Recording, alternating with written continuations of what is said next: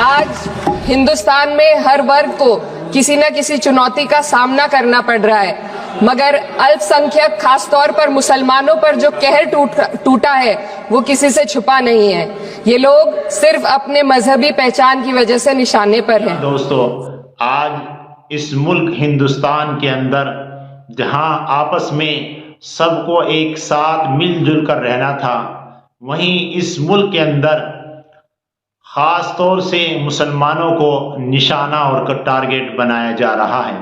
कभी मुसलमानों को टोपी कुर्ते को लेकर निशाना बनाया जाता है, कभी मस्जिदों के ऊपर विवाद खड़ा कर दिया जाता है, उनके सर्वे की मांग की जाती है और फिर नाहक मुसलमानों को शहीद कर दिया जाता है।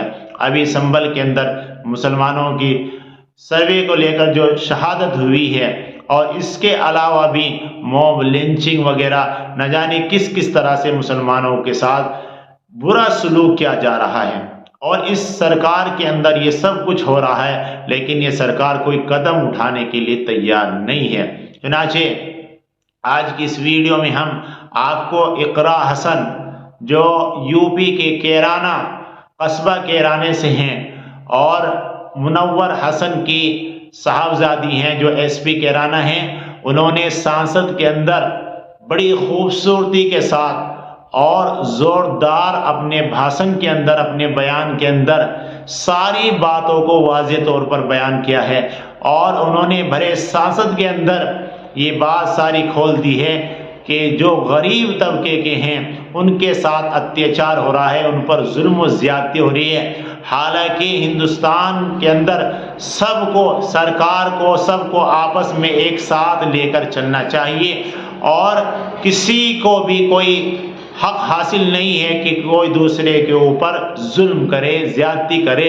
ये जो कानून बना हुआ है, ये हमारे मुल्क हिंदुस्तान का जो आइन है, उसमें यही बात है कि सब के सब एक दूसरे के भाई हैं। चुनांचे आइए हम आपको इकरा हसन का, जो उन्होंने सांसद के अंदर अपना बयान दिया है, उस आपको उनका बयान दिखलाते हैं। आप भी इस बयान को देखिए। माननीय श्री इकरा चौधरी जी। धन्यवाद सभापति महोदय, आपने मुझे इस विशेष चर्चा पर बोलने का मौका दिया। भारत के संविधान के 75वें वर्ष की चर्चा के मौके पर मैं सबसे पहले संविधान बनाने वालों की दूरदृष्टि को सलाम करती हूँ। एक युवा सांसद के तौर पर मैं अपनी उम्मीदों को संविधान के साथ जोड़कर खास तौर पर ये बताना चाहती हूँ कि आज हमारे देश में पिछड़े, दलित, अल्पसंख्यक समुदाय को किस तरह अपने संवैधानिक अधिकारों और आजादियों की हिफाजत के लिए हर रोज मुश्किलों का सामना करना पड़ रहा है। Doctor B.R. अम्बेडकर के कथन से अपनी बात रखना चाहती हूँ। उन्होंने कहा था, मुझे अपने भारतवर्ष पर फक्र है कि जिसके पास ऐसा संविधान है जो लोकतंत्र, समाजवाद और सेक्युलरिज्म को संजोता है। लेकिन आज ऐसा लगता है जैसे संविधान की किताब तो है, पर इसे चलाने वालों का ईमान गुम हो गया है। आज हिंदुस्तान में हर वर्ग को किसी न किसी चुनौती का सामना करना पड़ रहा है, मगर अल्पसंख्यक खासतौर पर मुसलमानों पर जो कहर टूटा है वो किसी से छुपा नहीं है। ये लोग सिर्फ अपने मजहबी पहचान की वजह से निशाने पर हैं। संविधान का अनुच्छेद 15 कहता है कि किसी भी नागरिक के साथ धर्म, जाति या किसी और वजह से भेदभाव नहीं होना चाहिए, लेकिन हकीकत इसके उलट है। हालात इस कदर बिगड़ चुके हैं कि hate speech, mob lynching, bulldozer द्वारा घरों को गिराने की घटनाएं आम हो गई हैं। खास तौर पर उत्तर प्रदेश में, जहां ऐसा लगता है जैसे कानून के नाम पर जंगल राज चल रहा हो। संभल में जो हुआ वो सबके सामने है। पुलिस के संरक्षण में निर्दोष लोगों की हत्या की गई और सरकार ने चुप्पी साध ली। अल्पसंख्यकों पर हिंसा बढ़ती जा रही है, मगर सत्ता में बैठे लोग या तो आंखें मूंदे हुए हैं या फिर इन घटनाओं को बढ़ावा दे रहे हैं। हद तो तब हो जाती है जब न्यायपालिका की बात भी अनसुनी कर दी जाती है। सुप्रीम कोर्ट ने मॉब लिंचिंग पर 11 सूत्रीय निर्देश जारी किए थे। इसमें साफ कहा गया था कि राज्य सरकारें और पुलिस इस तरह की घटनाओं को रोकने और दोषियों पर सख्त कार्रवाई करने के लिए जिम्मेदार है, लेकिन आज भी इन निर्देशों पर अमल नहीं हो रहा है। हाल ये है कि मॉब लिंचिंग को रोकने की बजाय सत्ता में बैठे लोग आग में घी डालने का काम कर रहे हैं। उनकी जुबान से ऐसी बातें निकलती हैं जो नफरत को और बढ़ावा देती है। ये अशांति अब इतनी गहराई तक फैल चुकी है कि हमारे समाज के धर्मनिरपेक्ष चरित्र पर गंभीर सवाल उठ रहे हैं। साल की शुरुआत में ही कई राज्यों में दुकानदारों को अपने नाम बोर्ड पर लगाने के लिए मजबूर किया गया। इसे सेहत और सुरक्षा के कानूनों का हिस्सा बताया गया, मगर असल मंशा कुछ और थी। ये कदम खास तौर पर मुसलमान दुकानदारों को निशाना बनाकर उठाया गया ताकि उनकी रोजी रोटी पर चोट की जाए। पिछले हफ्ते मुरादाबाद में एक मुस्लिम डॉक्टर को हिंदू बहुल्य मोहल्ले में घर खरीदने पर विरोध झेलना पड़ा। वजह बताई गई कि इससे मोहल्ले की सामाजिक शांति बिगड़ जाएगी। अब आप ही बताइए, क्या ये वजह सही है, जायज है? असल में ये छोटी बड़ी घटना इस बात का सबूत है कि सांप्रदायिकता को बढ़ावा देने वाले बयान और नीतियां हमारे समाज को अंदर से खोखला कर रही है।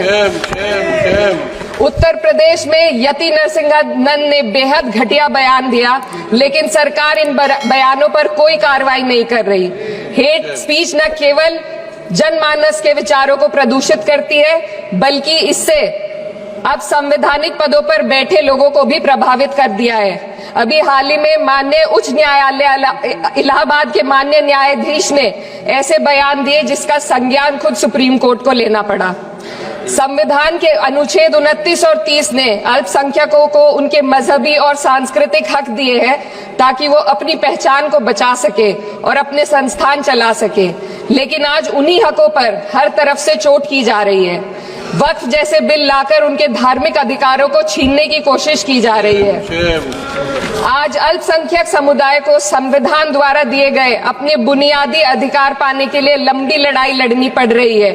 ऐसे कई मामले अदालत ने न्याय देकर संविधान की रक्षा की है, लेकिन अदालती प्रक्रिया में जो समय लगता है उसकी वजह से देश के सामाजिक ताने बाने को भारी नुकसान उठाना पड़ता है।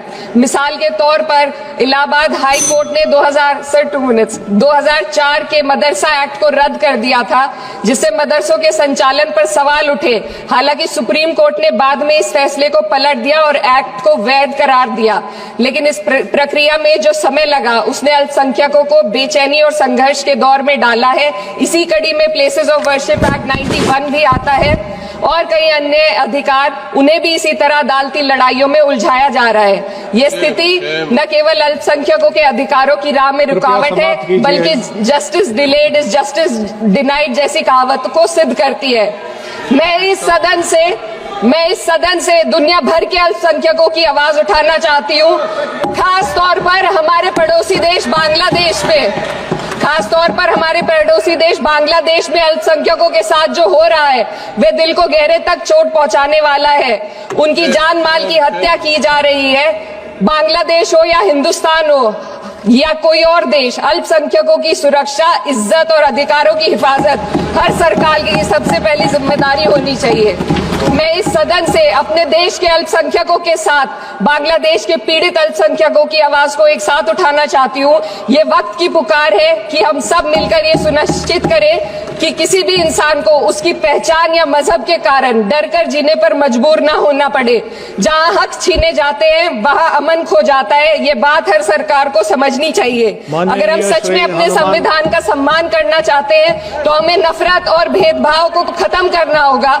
हमें ये दिखाना होगा कि ये मुल्क हर वर्ग, हर जाति, हर धर्म और हर समुदाय का है, और जब तक ऐसा नहीं होगा तब तक संविधान की आत्मा सिसकती रहेगी।